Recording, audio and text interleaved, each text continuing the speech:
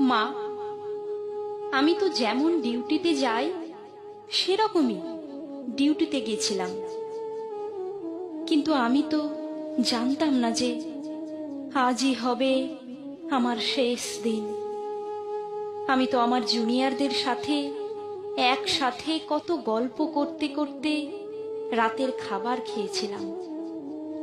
জানো মা, অনলাইন থেকে অর্ডার করে আনিয়েছিলাম আমার প্রিয় খাবারটা, ওটাই আজ খেয়েছিলাম। তখনও যদি একটু বুঝতে পারতাম এটাই শেষ খাওয়া, এটাই শেষ গল্প।